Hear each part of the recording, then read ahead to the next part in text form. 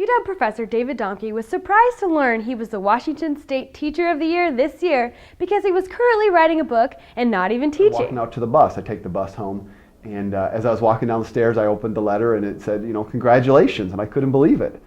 Winning a prestigious award is nothing new to this communications professor. I've been fortunate to win the Distinguished Teaching Award here on the University of Washington, which means a lot. And I think I do connect well with students and that I do have something to teach them. But there's a lot of great teachers out there.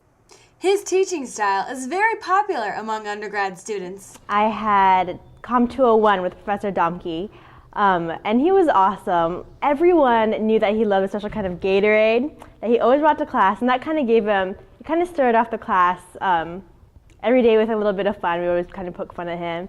And every student that's had him has loved him. I've never heard anything bad about him. Unlike other professors, he doesn't embarrass you when your cell phone goes off. It happens. It doesn't happen a lot.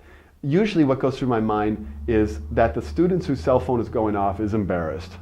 They're embarrassed because I know what that dynamic is like. I've been in settings where my cell phone's gone off.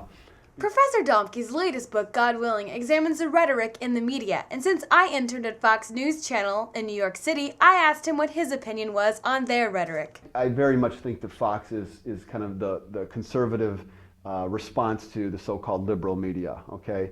I think that Fox is more conservative than the rest of the media are liberal, though.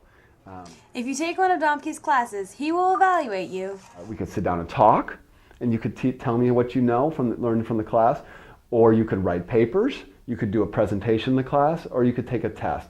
But he understands where most of us are struggling.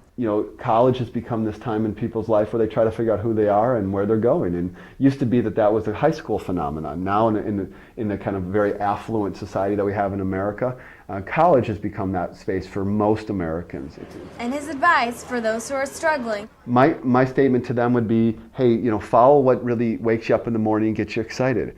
Because you might be pursuing this avenue because you can make good money at it, but it's not your passion. It doesn't get you going. Mr. Domke will be teaching Com 201 next fall quarter. I'm Chanel Smith reporting for the Daily Videocast.